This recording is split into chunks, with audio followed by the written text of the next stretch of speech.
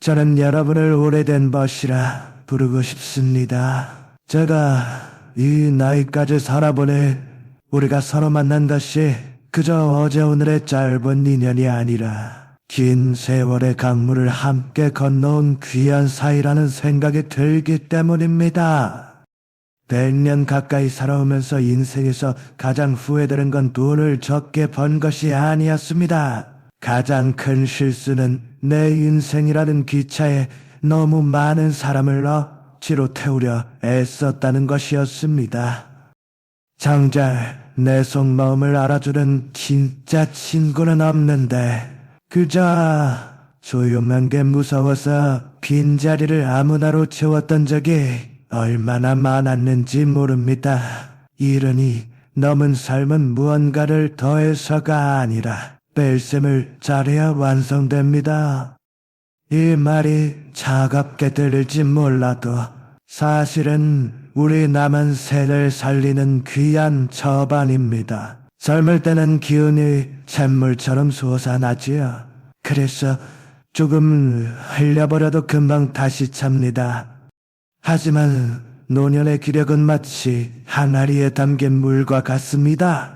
한 방울 한 방울이 너무나 귀하지요.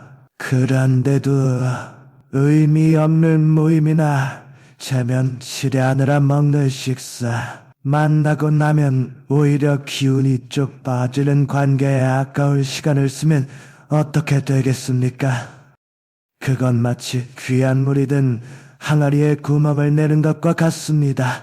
그 구멍으로 내 기운이 새어나가고 마음의 평안이 새어나가고 남은 삶의 풍경마저 줄줄 새어나가는 겁니다. 주변에 사람이 너무 많으면 마음이 바빠집니다. 그 바쁜 건 절대로 행복이 아닙니다. 그건 그저 시끄러운 소음일 뿐이지요. 여러분도 혹시 그런 피곤함을 느끼고 계시지 않습니까? 만나고 돌아오는 길에 마음이 텅 빈 것 같고 집에 오면 이유 없이 몸이 천근만근 무거워지고 마음이 흐려지는 그런 만남 말입니다. 우리는 종종 친구니까 들어줘야지. 정이 있는데 어떻게 끝나라고 말합니다. 하지만 늙어서는 정만 가지고는 살 수 없습니다. 노년은 정리를 해야 하는 시간입니다. 정리하지 못한 관계는 결국 우리 영혼을 야금야금 갉아먹습니다. 오늘 저는 여러분께 한 가지 제안을 드리고 싶습니다. 거창한 결심을 하라는 게 아닙니다. 단지 남은 시간을 더 맑은 물처럼 만들기 위해 방향을 조금 틀어보자는 겁니다. 살아보니 인생에서 정말 중요한 사람은 그리 많지 않더군요. 오히려 딱 2사람만 제대로 지켜도 노년은 절망이 아니라 폄하가 됩니다. 그 2사람이 과연 누구인지, 그리고 왜 그 2사람을 잃어버리면 70 이후의 삶이 외로움 속에서 무너질 수밖에 없는지 지금부터 차근차근 말씀드리겠습니다. 이를 넘어서 우리가 가장 조심해야 할 것은 외로움 그 자체가 아닙니다. 외로움이야 살아있는 한 누구에게나 찾아오는 손님이지요. 진짜 문제는 외로움을 피하겠다고 선택한 방법이 우리를 더 깊은 늪으로 끌고 간다는 데 있습니다. 많은 분이 저에게 하소연합니다. 교수님, 사람이 없으면 너무 허전해요. 혼자 있으면 불안해서 못 견디겠어요. 그래서 더 바쁘게 움직이십니다. 모임도 늘리고 전화기를 붙잡고 억지로 약속을 잡아서 하루를 꽉 채우지요. 그런데 그렇게 사람으로 꽉 채운 하루 끝에 남는 게 무엇입니까? 참 이상하게도 속이 더 텅 빈 것 같고 더 고단하지 않습니까? 그 이유는 간단합니다. 우리가 마음의 빈자리를 평안으로 채워야 하는데 자꾸만 사람으로 메우려 했기 때문입니다. 젊은 날에는 우리가 인맥을 넓히는 데 선수였지요. 아는 사람의 힘이라고 배웠고 많이 알고 많이 만나야 안전하다고 믿고 살았습니다. 그러나 노년의 삶은 전혀 다른 법칙으로 돌아갑니다. 노년의 겸허는 안전해야 합니다. 그 안전함은 관계의 숫자가 아니라 만남에서 오는 기운으로 결정됩니다. 여러분, 기운이라는 게 어려운 말이 아닙니다. 어떤 사람을 만나고 나면 이상하게 마음이 맑아지고 집으로 돌아오는 발걸음이 가볍고 숨이 편안해지며 내 가슴 속에 따뜻한 온기가 도는 그런 경우 다들 있으시지요. 반대로 어떤 사람을 만나고 나면 어깨가 돌덩이를 얹은 듯 무겁고 가슴이 답답하며 집에 와서도 화가 가라앉지 않는 경우가 있습니다. 그 차이가 바로 기운입니다. 그리고 70이 넘으면 그 기운의 차이가 곧 내 삶의 질이 됩니다. 사람이 너무 많으면 내 기운이 사방으로 흩어집니다. 이건 감상적인 시가 아니라 아주 뼈아픈 현실입니다. 관계가 많아질수록 우리는 더 많은 연극을 해야 합니다. 웃기지 않아도 웃어야 하고 맞장구도 쳐야 하고 일일이 설명하고 이해시켜야 합니다. 그러다 보면 정작 나 자신을 위해 쓸 시간은 거의 없어지고 맙니다. 노년의 마음은 조용히 쉬어야만 회복되는 법입니다. 그런데 그 쉴 시간을 빼앗기는 순간 우리는 쉽게 예민해지고 우울해지며 별거 아닌 일에도 깊은 상처를 받게 됩니다. 그때 우리는 또 착각을 합니다. 내가 늙어서 약해졌나 보다. 아닙니다. 내 마음이 약해진 것이 아니라 내 마음이 쉬지를 못해서 탈이 난 겁니다. 여러분의 인생을 물동이에 한번 비유해 보겠습니다. 젊을 때는 물이 콸콸 들어오니 구멍이 나서 조금 새어나가도 괜찮습니다. 하지만 지금은 들어오는 물줄기가 많이 줄어들었지요. 그런데도 구멍난 물동이를 그대로 내버려 두면 결국 바닥이 드러나고 맙니다. 의미 없는 사교모임, 세면 칠해하려고 나가는 자리, 이런 것들은 예 없이 여러분의 인생 물더미에 큰 구멍을 냅니다. 노년의 건강은 병원약이나 의사의 기술만으로는 지켜지지 않습니다. 누구를 만나느냐가 내 건강을 결정하는 순간이 반드시 옵니다. 그래서 저는 이 늙은 교수의 이름을 걸고 권하고 싶습니다. 이런 이후에는 사람을 늘리려 하지 말고 사람을 가려야 합니다. 냉정한 사람이 들으는 말이 아닙니다. 오히려 내 사람들에게 더 따뜻해지기 위해서입니다. 따뜻함도 내 속에 에너지가 남아있어야 나눠줄 수 있는 법이니까요. 내 에너지가 다 말라버리면 가장 가까운 사람에게 짜증을 내게 되지 않습니까?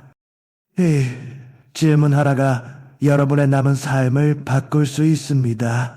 내가 너무 매정한 사람이 되는 건 아닐까? 나중에 내가 아프고 힘들 때 아무도 안 남으면 어쩌지?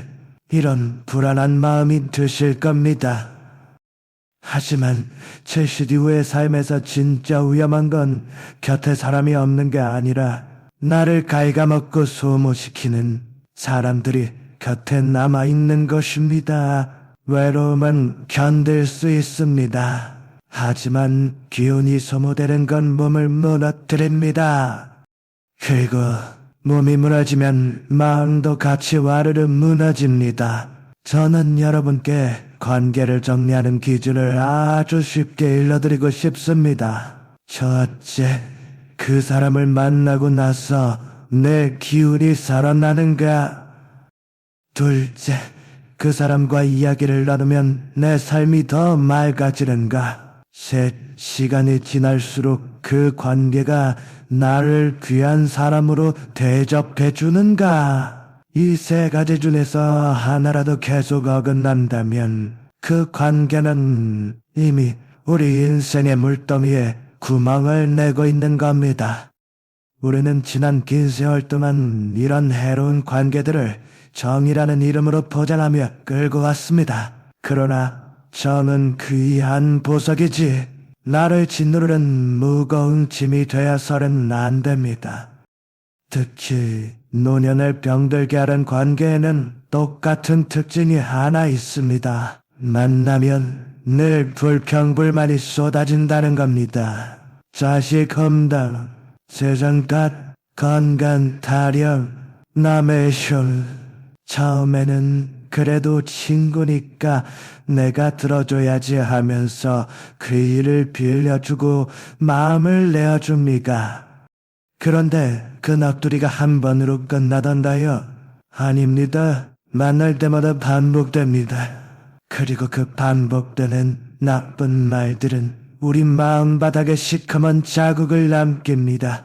어느 날부터 여러분은 이유도 없이 몸이 축축 처지고 피곤해질 겁니다. 밤에 잠도 깊이 못 자고 작은 소리에도 깜짝깜짝 놀라며 신경이 날카로워집니다. 화는 늘어나고 감사하는 마음은 줄어들지요. 도대체 무엇이 변한 걸까요? 세상이 변한 게 아니라 여러분의 마음이 매일 오염된 물을 마셨기 때문입니다. 여러분, 말에는 무서운 힘이 있습니다. 우리는 흔히 말뿐인데 그게 뭐 그리 대수냐고 생각합니다. 그러나 말은 공기중으로 흩어지는 게 아니라 듣는 사람의 마음속에 콕 박혀 남습니다. 특히 마음이 여려진 노년에는 더없이 뒷박히지요. 누군가의 원망을 매번 받아주는 것, 내 마음을 쓰레기통으로 내어주는 것과 같습니다. 쓰레기통은 비워야 하는데 우리는 비우지도 못하고 남의 쓰레기를 차곡차곡 쌓아두기만 했습니다. 그렇게 억지로 사람을 채운 결과가 과연 무엇입니까? 마음은 천근만근 무거워지고 삶의 빛깔은 흐려지고 결국 사람에게 시달리다 더 큰 외로움 속에 갇히게 됩니다. 그러자 이 늙은 교수는 간곡히 말씀드립니다. 외로움을 달래려고 억지로 관계를 붙잡지 마십시오. 평안을 지키기 위해 관계를 정리하는 것을 두려워하지 마십시오. 그렇다고 무례하게 인연을 싹둑 자르라는 말이 아닙니다. 노년의 품격은 끝맺음의 예의에서 나옵니다. 다만 정중하게 거절하는 법을 익히셔야 합니다. 요즘 내가 내 마음을 좀 돌봐야 해서 시간이 필요하네. 다음에 이야기하자. 이렇게 부드럽게 말할 수 있어야 합니다. 어떤 모임이 자꾸만 내 기운을 빼앗아간다면 건강이 예전 같지 않아서 오늘은 좀 쉬고 힘내라고 말하고 빠져나오십시오. 이것은 핑계가 아닙니다. 살기 위한 생존의 지혜입니다. 그리고 기억하십시오. 관계를 줄이는 것은 혼자가 되기 위함이 아니라 빈자리를 만들기 위함입니다. 잡동사리 같은 무의미한 관계를 비워내야 그 자리에 진짜로 지켜야 할 귀한 인연이 들어올 수 있기 때문입니다. 이제 우리는 무엇을 버릴 것인가에서 한 걸음 더 나아가 무엇을 목숨처럼 지킬 것인가를 이야기해 봅시다. 사람은 무작정 비우기만 하면 마음이 허전해집니다. 그 비워진 안방에 누구를 모시느냐에 따라 노년의 삶은 비참한 절망이 되기도 하고 품격 있는 평화가 되기도 합니다. 제가 100년 가까운 세월을 건너오며 뼈저리게 확신하게 된 것이 하나 있습니다. 이른 이후의 삶에서 가장 먼저 그리고 끝까지 지켜야 할 사람은 멀리 있지 않습니다. 바로 지금 내 곁에서 숨 쉬고 있는 배우자 혹은 평생을 함께해온 영혼의 동반자입니다. 많은 분이 이 말을 들으면 고개를 절레절레 흔듭니다. 교수님, 저는 그 영감, 그 할멈이랑은 이미 지긋지긋합니다. 매일 보는데 무슨 소중함이 있겠습니까? 그럴 때 저는 조용히 되묻고 싶습니다. 그 지겹다는 말 속의 사실은 너무 익숙해서 잊어버렸다는 착각이 숨어있는 것은 아닙니까? 익숙함이라는 놈은 참 무서워서 소중함을 눈 가리고 엉하게 만듭니다. 가만히 돌아보면 우리는 대문 광남들에게는 참 관대합니다. 무사주고 비위 맞춰주고 깍듯이 예의를 차리지요. 그런데 현관문을 열고 집에만 들어오면 세상에서 가장 가까운 사람에게 무심하고 거칠어집니다. 밥상이 조금만 늦어도 짜증을 내고 말 한마디도 송곳처럼 날카롭게 찌릅니다. 도대체 왜 그럴까요? 어차피 내 사람이다. 도망 안 간다는 착각 때문입니다. 그러나 노년에 어차피라는 말만큼 무서운 말이 없습니다. 그 말은 흰 개미처럼 관계의 기둥을 속부터 갉아먹습니다. 여러분, 배우자는 그저 밥해주고 돈 벌어오는 사람이 아닙니다. 내 인생의 모든 장르를 처음부터 끝까지 목격해준 유일한 증인입니다. 젊은 날의 그 반짝이던 눈빛, 실패해서 울던 밤, 자식 낳고 기뻐하던 순간, 부모님 장례 치르며 곡하던 시간까지 그 모든 강물을 함께 건너온 유일한 뱃사군입니다. 그 사람이 곁에 있다는 것 자체가 내가 헛살지 않았구나 하는 증거가 됩니다. 나를 기억해주는 사람이 곁에 있을 때 삶의 뿌리는 뽑히지 않습니다. 이것이 바로 노년이 누릴 수 있는 영적인 안정입니다. 제가 아는 어느 지인의 이야기를 들려드리겠습니다. 그분은 밖에서는 아주 호탕하고 멋진 대장부로 통했습니다. 술도 잘 사고 인심이 넉넉해서 주변 칭찬이 자자했지요. 그런데 집에만 들어오면 딴 사람이 되었습니다. 아내가 국을 조금만 짜게 끓여도 걷는 게 조금만 굼뜨다고 해도 불같이 화를 냈습니다. 이 버릇처럼 내가 뼈 빠지게 돈 벌어 먹여 살렸는데 하며 유세를 떨었지요. 그러던 어느 날 평생 그림자처럼 살던 아내가 갑자기 쓰러져 세상을 떠나고 말았습니다. 장례식장에서 그는 슬퍼하는 척했지만 마음 한구석에는 이제 잔소리 안 듣고 자유다라는 생각이 스쳤을지도 모릅니다. 그러나 진짜 재앙은 장례가 끝나고 집에 돌아온 순간부터 시작되었습니다. 집안에 감돌던 따뜻한 온기가 싹 사라지고 일상의 질서가 무너지고 어머니 보러 오던 자식들의 발길마저 뚝 끊겼습니다. 그가 그토록 믿었던 자신의 왕국이 하루아침에 폐허가 된 것입니다. 그때야 그는 땅을 치며 깨달았습니다. 아내는 그저 집안일이나 해주는 사람이 아니라 그 집안의 복을 붙들고 써있던 대들보였다는 사실을 말입니다. 하지만 깨달음은 늘 한 발 늦고 후회는 언제나 빠릅니다. 노년의 부부란 무엇입니까?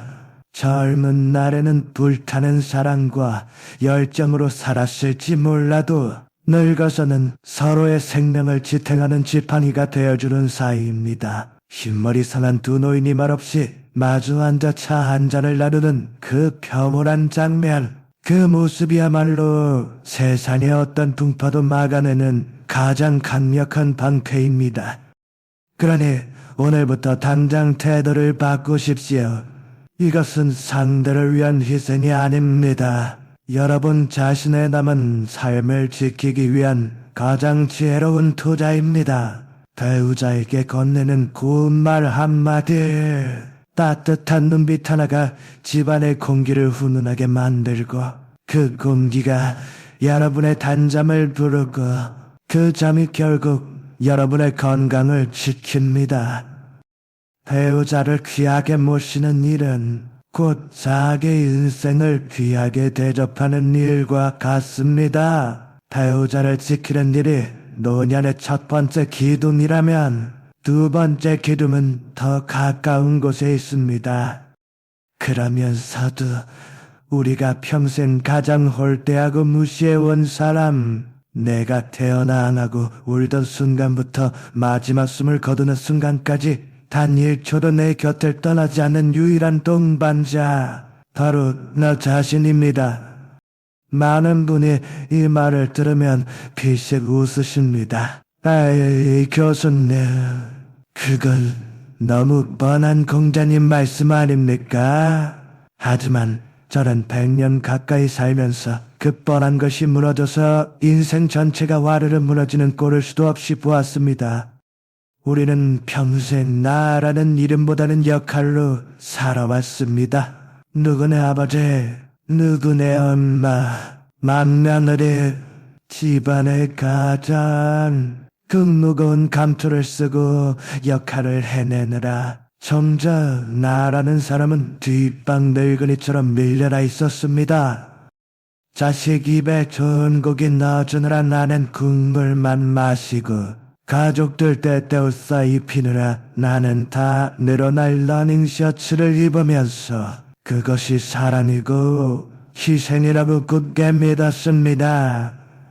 물론 그 희생은 눈물겹도록 아름답습니다.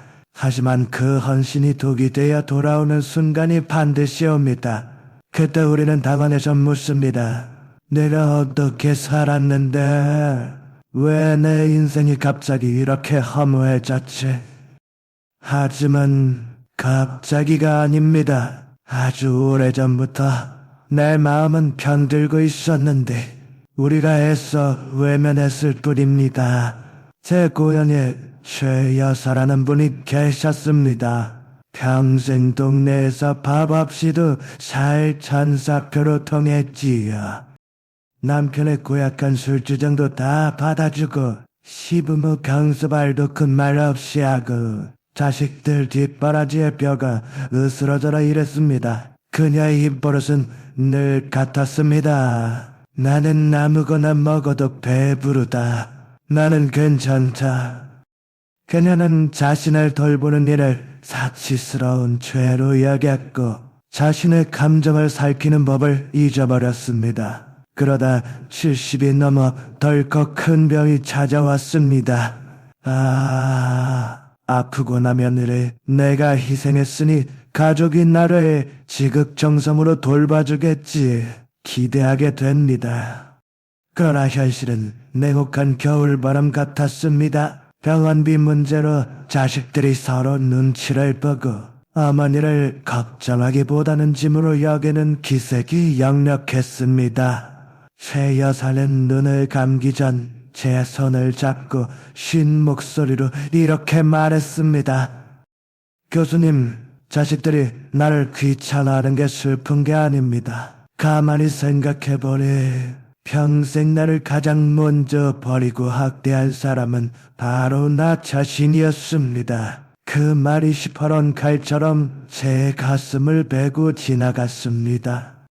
그분은 평생 남을 위해 사느라 자기 자신을 하녀처럼 부려먹은 것입니다. 주인이 돌보지 않는 하녀의 끝이 어떻겠습니까? 남는 건 병든 몸과 깊은 회한 뿐입니다.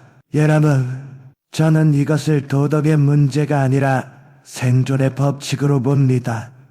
몸은 마음의 주인입니다. 마음이 나는 가차는 사람이야 라고 명령하면 몸도 그 명령에 복종하여 시들시들 아파집니다. 마음이 무너지면 잠이 달아나고 잠을 못 자면 건강이 무너지는 건 순식간입니다. 그러니 이런 이후에는 반드시 독하게 결심하셔야 합니다. 남에게 베푸는 친절의 반만이라도 나에게 베푸십시오. 남을 위로하듯 거울 속에 나를 쓰다듬으며 말해보십시오. 정말 고생 많았다. 미안하다. 그리고 여기까지 버텨줘서 참 고맙다. 이 짧은 위로가 무너져가는 나라는 친구를 다시 일으켜 세웁니다. 자, 이제 우리는 가장 다루기 어려운 주제 앞에 섰습니다. 많은 분이 70 이후의 삶을 생각하면 가장 먼저 떠올리는 단어가 바로 외로움입니다. 해가 지고 밤이 길어지는 것이 무섭고 하루 종일 전화벨 한 번 울리지 않는 것이 서럽고 문득 거울을 봤는데 낯선 노인이 서 있는 것 같아 가슴이 철렁하는 순간이 있지요. 그런데 저는 이 늙은이의 경험을 걸고 분명히 말씀드리고 싶습니다. 외로움은 피하려고 도망칠 대상이 아니라 우리가 기꺼이 입어야 할 옷입니다. 다만 그 옷을 거지 옷으로 입느냐 왕의 옷으로 입느냐의 차이가 있을 뿐입니다. 혼자 있는 시간을 결핍으로 느끼면 외로움이 되고 술만으로 느끼면 고독이 됩니다. 저는 외로움과 고독을 이렇게 구분합니다. 외로움은 남이 나를 찾아주지 않아서 귀참해하는 마음입니다. 반면 고독은 다릅니다. 좋은 날에 시끌벅적한 잔치가 끝나고 나서야 비로소 들리는 내면의 소리를 즐기는 마음입니다. 우리는 평생을 집 밖에서 서성였습니다. 남이 나를 어떻게 볼까? 남들은 자식 잘하다는데 나는 뭔가 끊임없이 비교하며 살았습니다. 그런데 70이 넘어서도 그 질문을 붙들고 있으면 병이 납니다. 바깥 세상이 시끄러울수록 내 마음밭은 황무지가 됩니다. 그래서 제가 관계를 정리하라. 배우자를 귀하게 대하라. 나 자신을 대접하라고 말씀드린 것은 모두 한 곳을 가리킵니다. 바로 내 마음의 집으로 돌아오라는 것입니다. 그 문을 열고 들어가면 혼자 있는 시간은 더 이상 무서운 감옥이 아니라 따뜻한 회복의 방이 됩니다. 고독을 즐기는 방법은 거창하지 않습니다. 아주 작고 사소한 습관에서 시작됩니다. 아침에 눈을 뜨면 차 한 잔을 아주 천천히 우려보십시오. 중요한 건 비싼 차시피 아니라 그 시간을 대충 때우지 않는 마음가짐입니다. 모락모락 피어오르는 김을 멍하니 바라보며 창밖을 스치는 바람 소리에 귀를 기울이고 내 숨이 들어오고 나다는 것을 가만히 느껴보십시오. 그 순간 우리는 혼자가 아닙니다. 위대한 자연과 마주 앉아 겸상을 하는 것입니다. 사람들이 겨우 그런 게 무슨 도움이 되나요? 하고 물을지도 모릅니다.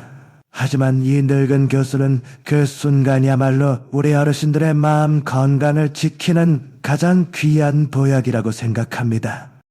마음이 차분해지면 우리 몸도 그 평안함을 따라가지요. 몸과 마음은 하나로 이어져 있는 법입니다. 이것은 예로부터 내려오는 변치 않는 진리입니다. 또 한 가지, 고독이라는 귀한 벗은 비워내는 자리에서 싹을 튄답니다. 먼저 집 안을 깨끗하고 정갈하게 정리해 보십시오. 쓰지 않는 물건들을 비워내고 이제는 쓸모없어진 오래된 습관들도 비워내고 내 마음을 어지럽히는 온갖 잡념의 말들도 비워내는 겁니다. 사람과의 헛된 관계를 비워낸 자리에는 깊은 평안이 찾아오고요. 물건을 비운 자리에는 우리 마음이 숨 쉴 수 있는 넉넉한 공간이 생깁니다. 그렇게 여유로운 공간이 생겨야 비로소 마음이 편안하게 숨을 쉬는 법입니다. 그리고 마음이 제 숨을 쉬기 시작하면 우리를 괴롭히던 외로움은 서서히 그 모습을 달리합니다. 마치 감옥처럼 답답했던 외로움이 어느새 우리에게 허락된 상스러운 휴가, 곧 고독으로 변해가는 것이지요. 마지막으로 이 한 가지만은 꼭 가슴에 새겨두십시오. 고독은 살아있는 사람에게 누구나 주어지는 선물이지만 아무나 그 선물의 참맛을 누릴 수 있는 것은 아니랍니다. 참된 고독을 누리는 사람은 자기 자신을 정말 귀한 손님처럼 대접할 줄 아는 사람입니다. 곁에 있는 배우자에게 진심으로 고마워할 줄 알고 평생 수고한 자기 자신에게도 따뜻하게 미안함을 전할 줄 아는 사람입니다. 사랑하는 나의 벗들이여, 이제 우리의 긴 이야기를 슬슬 마칠 때가 되었습니다. 이 늙은 교수는 오늘 여러분께 대단한 성공의 비법 같은 것을 일러드리려 한 것이 아닙니다. 70 이후의 인생을 어떻게 하면 그 외로움은 덜하고 품격은 더해가며 살아갈 수 있을까를 함께 고민해보려 했던 것이지요. 결론은 아주 명확합니다. 늙어서 찾아오는 행복은 자꾸만 무엇인가를 더 채워넣는 데서 오지 않습니다. 오히려 불필요한 것들을 과감하게 비워낼 때 비로소 완성되는 법이지요. 젊은 시절의 전반전이 무언가를 더 채우는 싸움이었다면 70 이후의 후반전은 바로 빼기의 지혜를 발휘하는 때입니다. 우리가 이 귀한 빼기의 기술을 배우지 못한다면 남은 시간을 우리 스스로가 어지럽히며 살게 될 것입니다. 많은 분이 저에게 이렇게 묻곤 합니다. 교수님을 다 비워내고 나면 텅 비어서 너무 허전하고 쓸쓸하지 않겠습니까? 하고 말입니다. 하지만 이미 가득 찬 그릇에는 아무리 귀하고 좋은 차를 부어도 그저 넘쳐 흐를 뿐 제대로 담을 수 없는 법입니다. 무언가를 담으려면 먼저 비어 있어야 하는 것이지요. 불필요한 인연이나 고집스럽게 붙잡고 있는 낡은 집차, 혹은 이제는 쓸모없어진 헛된 체면으로 가득 찬 마음에는 정작 우리 눈에는 꼭 필요한 평안과 큰 복이 들어올 자리가 없습니다. 그러니 오늘부터라도 아주 작은 것 하나씩 정리해 보시라고 권합니다. 당장 전화번호부를 펼쳐 지난 이에 년간 한 번도 안부조차 묻지 않았던 이름들, 그저 의무감 때문에 마음에 얹어두었던 이름들을 조용히 지워보십시오. 이것은 인연을 잔인하게 끊어내는 것이 아니라 엉켜버린 실타래를 풀어내어 막혔던 기운의 길을 시원하게 터주는 지혜로운 일입니다. 만나고 나면 오히려 마음이 흐려지고 힘이 빠지는 그런 관계들을 하나둘 줄여나갈수록 여러분의 영혼은 다시 편안하게 숨 쉴 수 있는 넉넉한 여백을 얻게 될 것입니다. 그리고 나의 벗들이여, 제가 다시 한번 굳게 말씀드립니다.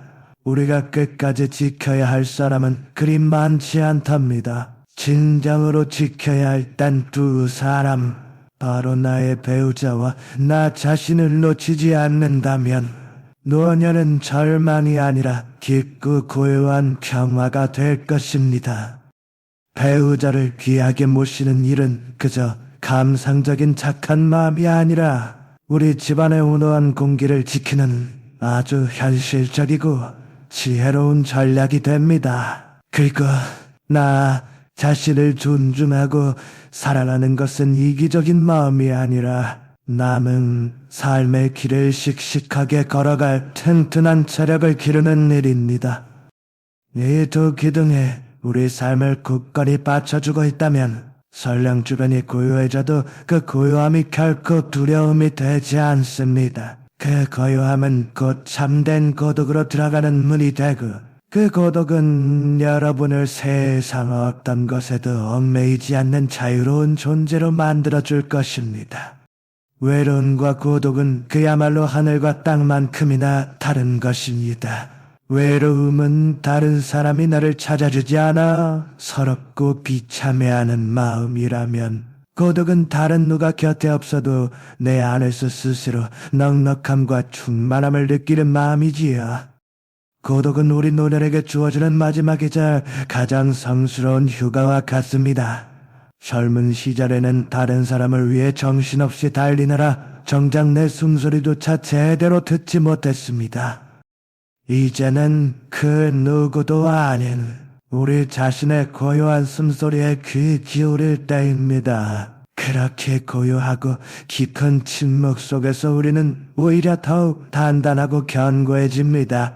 다른 사람의 평가에 얽매이지 않고 자유로워지며 남과 비교하는 마음에서도 벗어나 오롯이 나다운 모습으로 돌아오는 길이 활짝 열리는 것이지요.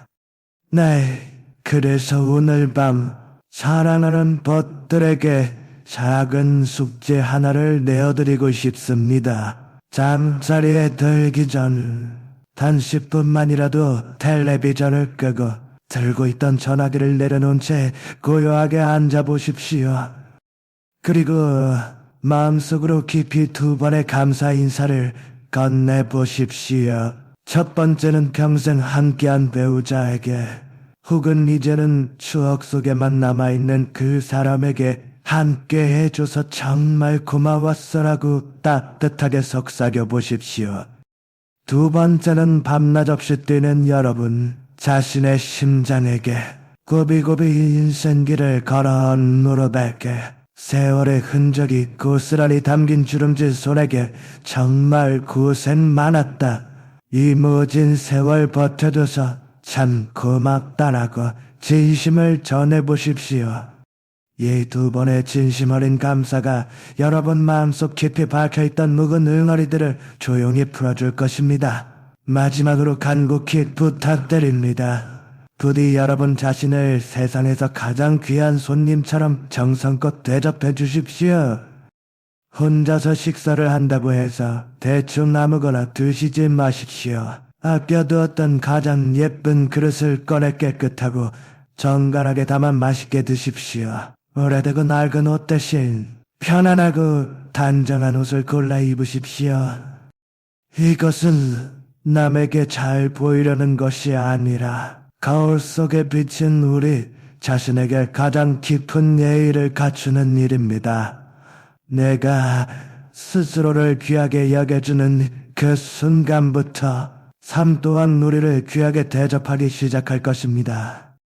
사랑하는 나의 벗들이여, 여러분의 남은 시간이 잔잔한 강물처럼 깊고 평화롭기를. 그 강물 위에 세상에서 가장 아름다운 석양이 곱게 내려앉기를 이 늙은 교수는 진심으로 2손 모아 기도드립니다.